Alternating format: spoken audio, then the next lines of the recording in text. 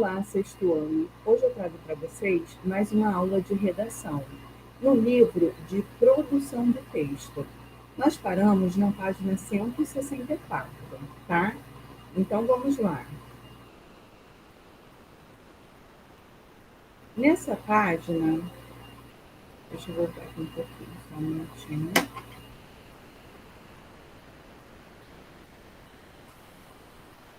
Então, deixa eu dar aqui um dia. A gente vai ter mais um texto falando a respeito da bicicleta. Então vamos lá.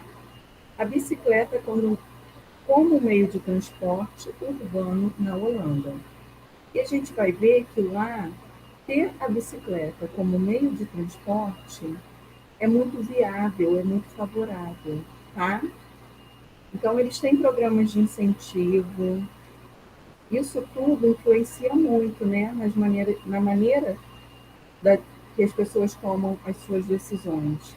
Né? Já que é viável, já que eu vou ajudar o meio ambiente, então eu escolho usar a bicicleta como meio de transporte, tá? Então, logo aí na imagem, a gente vê um estacionamento de bicicletas, tá? No centro de Amsterdã. Então, vamos lá. A bicicleta como meio de transporte urbano na Holanda. A Holanda é um dos países mais povoados do mundo, com mais de 450 pessoas por quilômetro quadrado. Sendo assim, imagine se o sistema de transporte desse país, fosse baseado em veículos motorizados, ou principalmente em automóveis, como é aqui no Brasil. O trânsito seria caótico, sem falar na poluição que isso iria gerar, né? Olha quanta gente.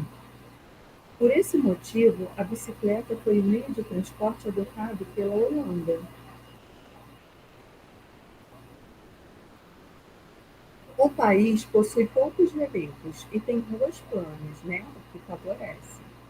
Outro aspecto que contribui é que o holandês não mora mais de 5 ou 6 quilômetros longe de seu trabalho ou escola, o que facilita o uso diário da bicicleta como meio de transporte urbano.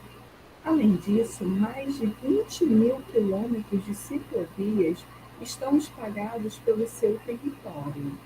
O governo possui políticas de incentivo para o uso das bicicletas e também leis de trânsito apropriadas, inclusive com multas para quem desrespeitá-las. Olha que interessante.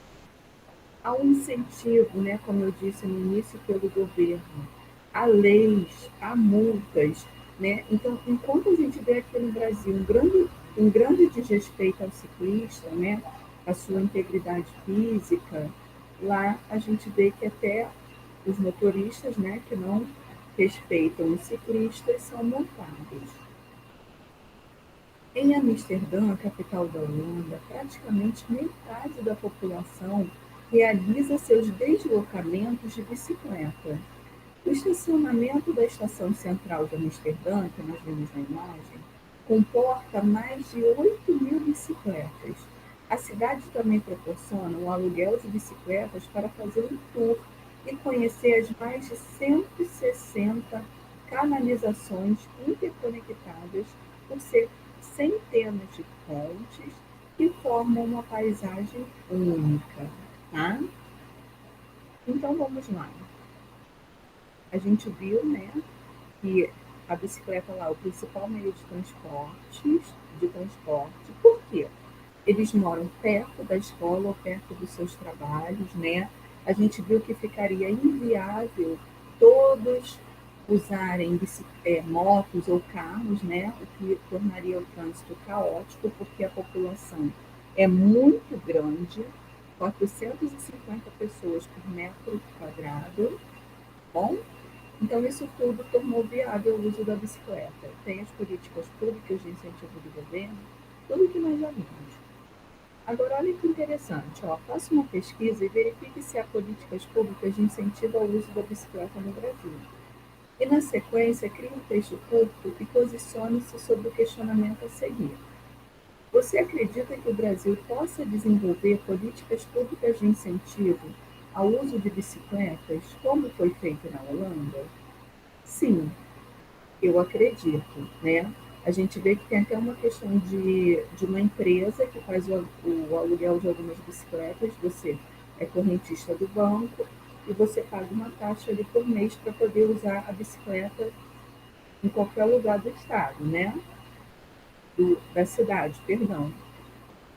Então, assim, fica muito viável, né? Porque se eu vou até a Zona Sul e lá eu quero andar de bicicleta, eu pego e alugo aquela bicicleta lá, tá? Eu tenho um códigozinho e eu consigo liberar aquela bicicleta para eu poder usar. Eu acho que os governantes, eles têm que pensar nisso, até pela questão da poluição, né? Como a gente viu, da questão da mobilidade urbana, cada vez o trânsito está ficando mais pesado, mais difícil, e isso facilitaria a vida das pessoas. Claro que eles deveriam investir em ciclovias, né? O que a gente não tem muito, tá? E acaba colocando em risco a vida desse ciclista. Então vamos lá, ó. Isso aqui é muito importante, tá? Porque é o que vai cair na prova, as principais características do texto de opinião. Então eu tenho, ó, o objetivo, né? Se é um texto de opinião, vai haver um posicionamento, né, da pessoa que escreveu esse texto. Então, o objetivo, opinar sobre um assunto socialmente relevante, ou seja, tem que ser importante para a sociedade, de modo a convencer os leitores do seu ponto de vista. O público-alvo do texto de opinião, o público em geral, tá? Características: esse texto vai apresentar um título, uma introdução, o ponto de vista e argumentos que são colocados no desenvolvimento, tá? E uma conclusão. Como a gente viu, vários textos de opiniões ao longo do capítulo, tá bom?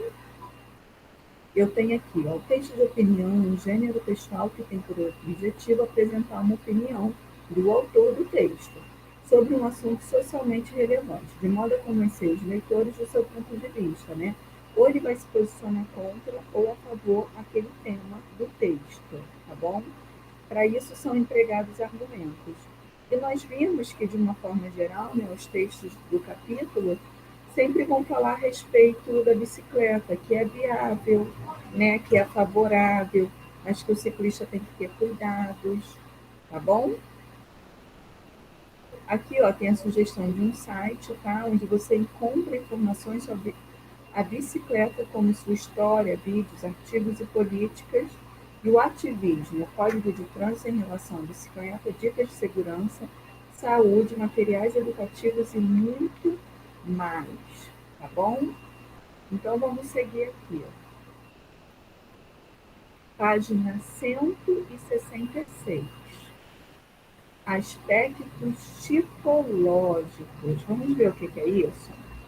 Nós temos os tipos textuais, tá? Que também são conhecidos como tipologias textuais. Basicamente, nós temos três, tá? E eles são formados a partir de características bem específicas. Então, eu tenho texto narrativo, tá? Que vai contar uma história. Eu tenho um texto dissertativo que vai expor, né? Eu vou escrever sobre aquele tema. E ele pode ser dissertativo, argumentativo também. Por isso vem essa questão do argumentar. Relatar, descrever ações já são mais características do texto narrativo, tá? Nós temos também o texto descritivo, onde as características são descritas, né? A gente pode ver um pouquinho de descrição no narrativo, mas por que, professora, que mistura dois tipos de texto? Justamente para o leitor ele conseguir imaginar, associar aquela história na sua cabeça, imaginar aqueles personagens, como aqueles personagens são, tá bom? Então vamos lá, ó. Como você estudou no início deste volume, no dia a dia, inúmeros gêneros textuais são produzidos, tanto oralmente quanto por escrito. Esses gêneros são agrupados didaticamente em 5 principais tipos, né? Foi o que eu falei mais ou menos, eles vão se dividindo.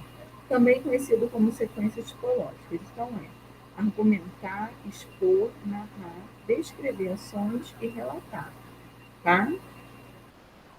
Como eu disse, um gênero textual ele pode apresentar mais de um tipo textual, tá?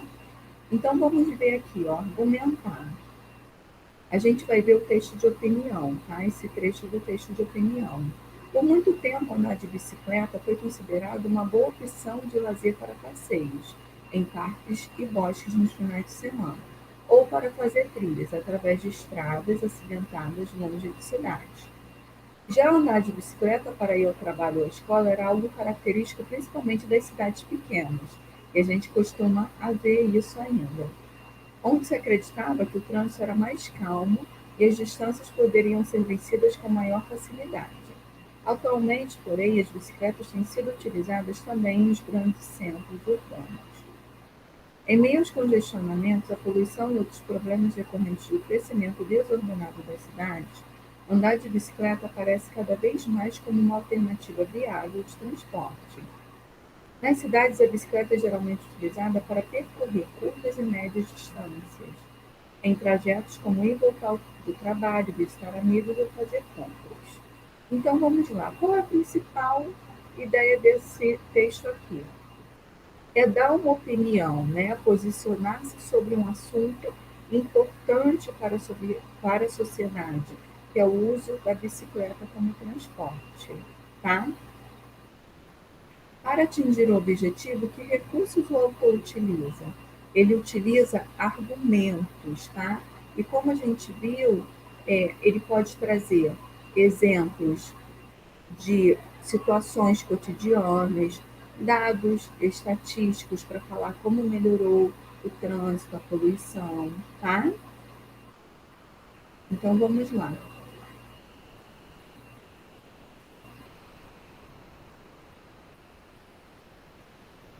Expor, né, o texto expositivo. Leia a seguir o verbete de dicionário. O uso da voz e de sons que se articulam linguagem, perdão, né? Eu tenho a separação silábica da palavra, tenho a sua origem, tá? O uso da voz de outros sons que se articula-se, perdão, articulam formando palavras, quais podem articular-se em frases maiores, para a expressão e comunicação entre as pessoas. A forma de expressão pela linguagem ou pela sua retratação escrita e linguagem ou pela sua representação escrita, né? Ou seja, oral ou escrita. É que é própria de um indivíduo, um grupo ou uma classe, vocabulário, palavreado. Linguagem de programação, conjunto de instruções e regras de composição e encadeamento por meio do qual se representam ações executadas por um computador. Tá bom? Aí vão vir alguns questionamentos, né? Com que intenção as pessoas consultam o dicionário?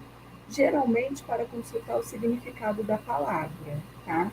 Pode acontecer também de buscar a grafia correta dessa palavra. Que informações o leitor pode encontrar nesse verbete de dicionário? A gente tem a separação silábica, a origem dessa palavra, que a gente chama de origem etimológica, se veio do latim, se veio do grego, tá? A classe gramatical e as diferentes acepções do vocábulo, ou seja, os diferentes significados dessa palavra. E o plural, tá bom? Em um verbete podem aparecer diferentes significados, né? Como eu disse, que a gente chama de acepções de uma mesma palavra. De que forma é definido qual o significado das palavras e o mais adequado para determinada situação? Então, a gente tem que ver o contexto que essa palavra vai ser empregada. Se eu quero usar a linguagem como algo que eu uso no dia a dia para representar a minha fala, para representar a minha escrita, eu vou usar o primeiro significado, né?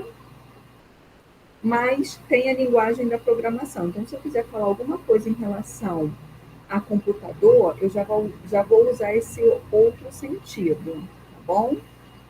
Então, dessa forma, eu vou encerrar mais essa aula, tá? E vou deixar como sugestão de atividade a página 168. Muito obrigada pela atenção e até a próxima aula. Tchau, tchau.